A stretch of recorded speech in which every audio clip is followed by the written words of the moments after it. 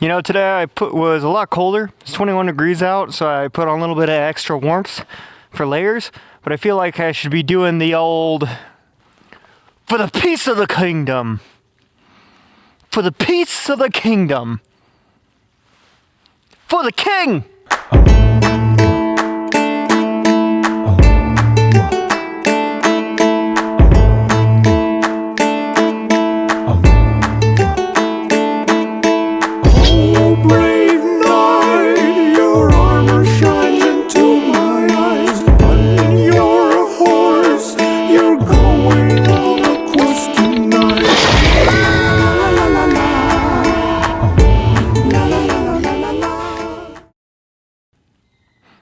G'day.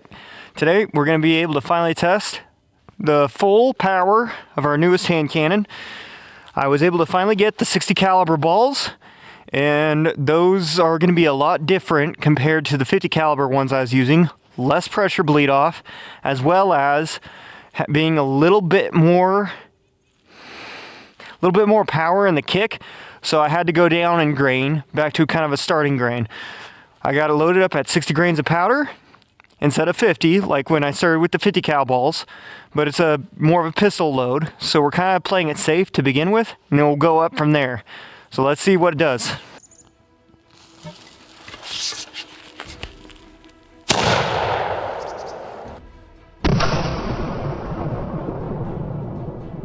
So I'm not necessarily trying to aim for the helmet, but nonetheless, this is a great image of what can happen.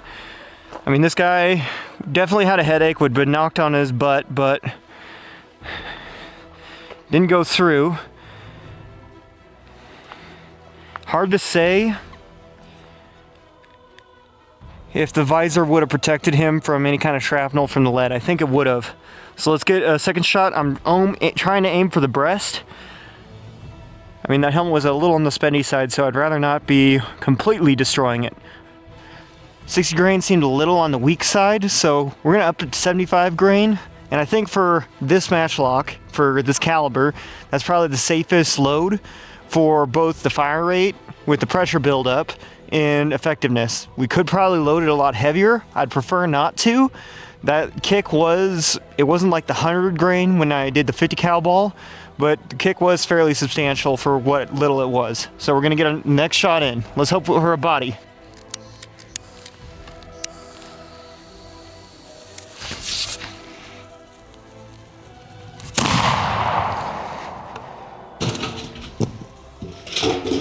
Well, there goes the neighborhood.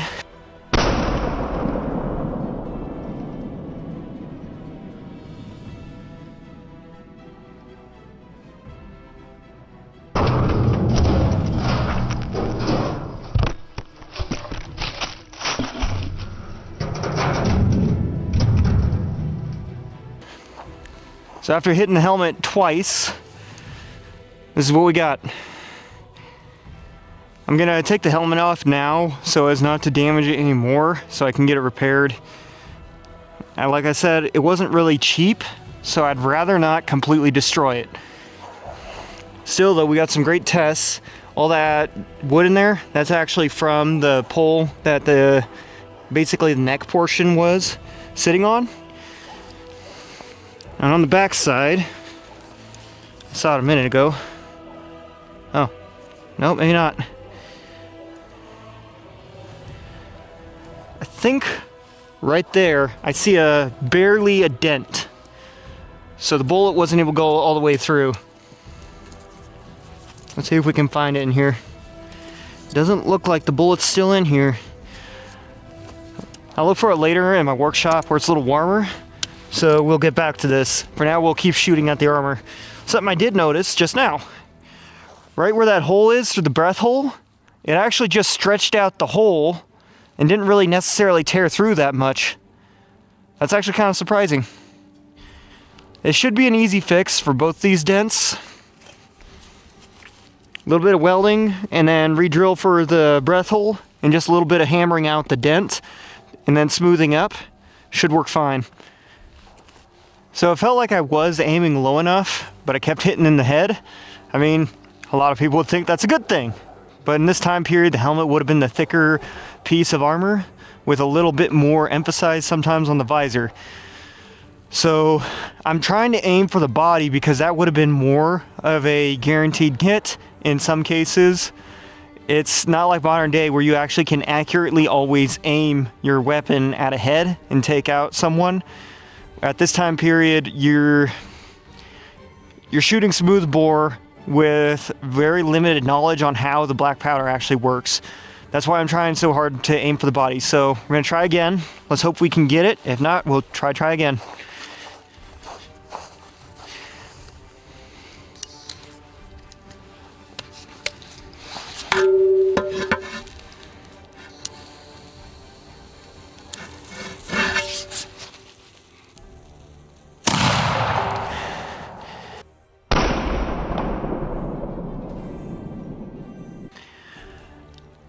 I'm disappointed, but not for the amount of damage that was done here. Because, I mean, it did go through the steel, but it keeps hitting in the armpits. But with practice, I'll be able to actually do some more damage.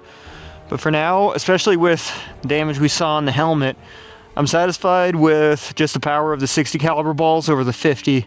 Because that was just 75 grain and it still had enough power to actually punch through the steel, especially the steel of the helmet for the visor.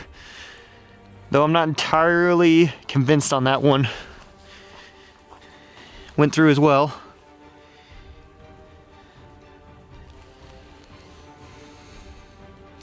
Yeah. Alrighty.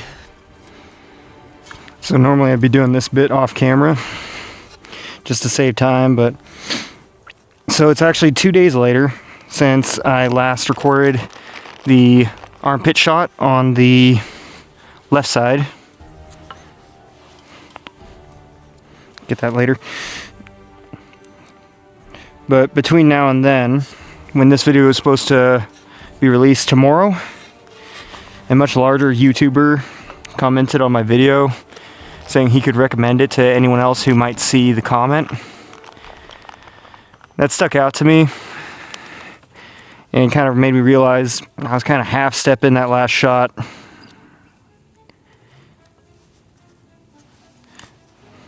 I'd taken more shots than just the 3 you saw, a couple of misses, but let's stick that there. It was also bugging me that I wasn't getting a body shot.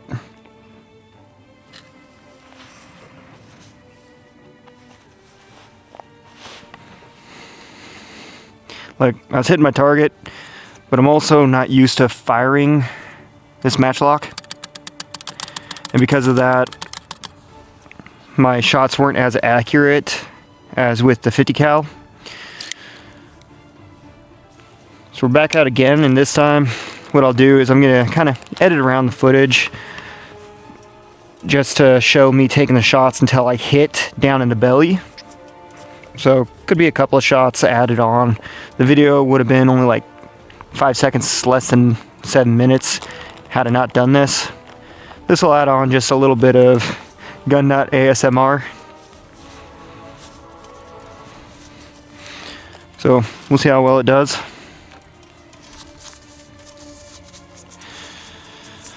Now, anyone that is a black powder fanatic, you know, as well as I know, the wadding usually goes in before you put the bullet in. The whole reason I have to do it this way is because this is 65 caliber barrel, 60 cal ball. If I put the wadding in behind, unless it's cloth wadding, of course, I'm using shop towels to save money because cloth wadding's a little spendy. I don't have any cotton t-shirts to cut up yet. I'll have that in the future for a future video to swap the wadding to where it's behind. The wadding's in front though to lock that bullet in place. We lose a little bit of pressure, but this is also still, like I said before, historical shot. So we'll get to it. See about trying to get a body shot.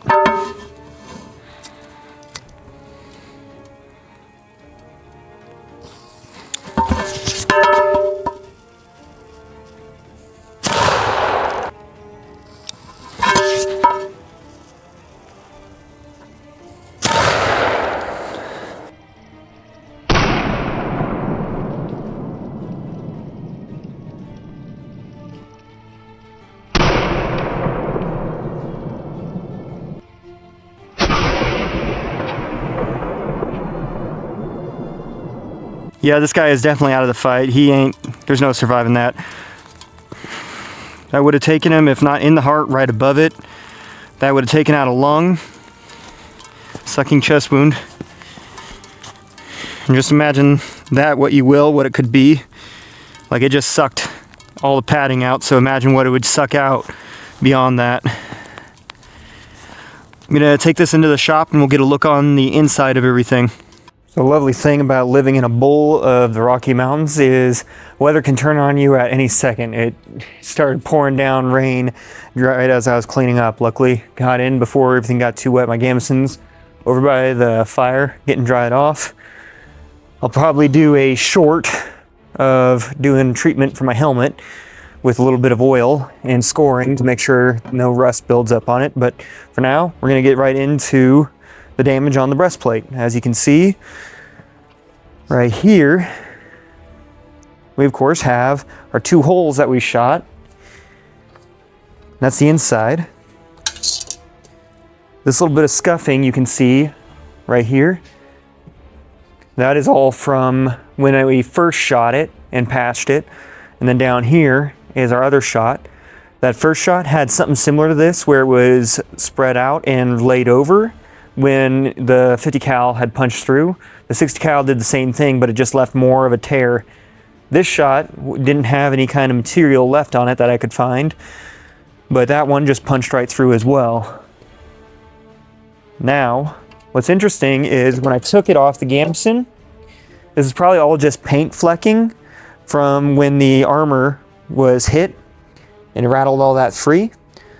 So we're kind of getting into everything here now, opening up the gambeson for the first time. So all that little bit of glitter, that is actually just little flecks of paint for the coating they put on the inside.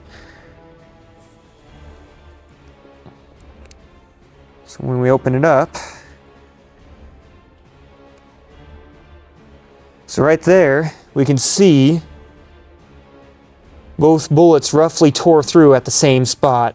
The entry got ripped open. Here's a little bit of fabric here, so that was likely going across there. And then the lower bullet went through here. There's a little bit of shrapnel. This is what I was talking about before. So that was the inside.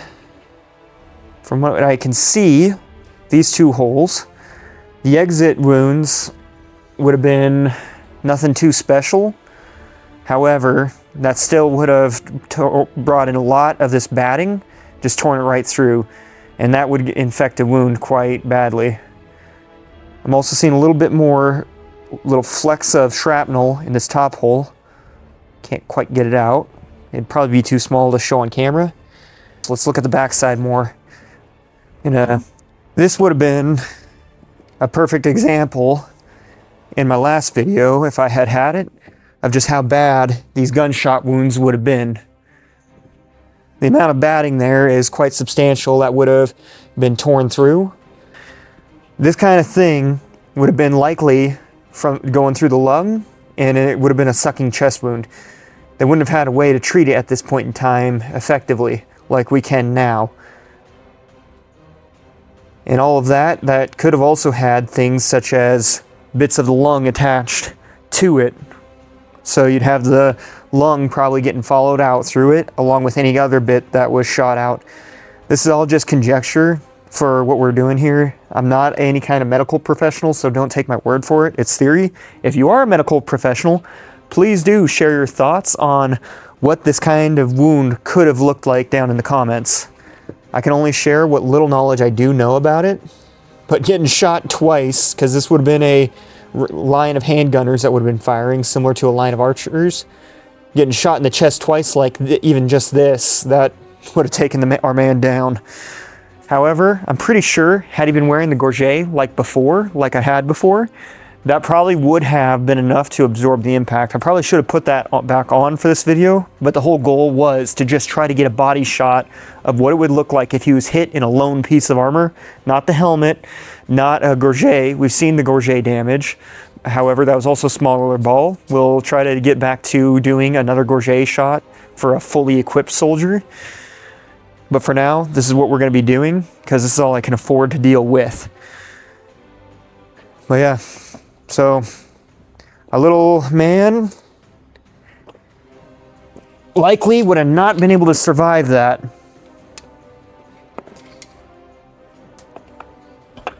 I'm glad that I decided to add this bit extra onto the Gun vs. Armour 2, because otherwise I would have been half-stepping the whole thing and not getting these kinds of results and seeing the true impact and damage. Hopefully one day in the future I can get a little bit more quality armor instead of just mild steel. But for now, this is what I can test with. So we're going to be doing our series continued with the standard Man-at-Arms gear. Thank you for watching. Hope to see you in the next one. Take care. Let me know what you think in the comments.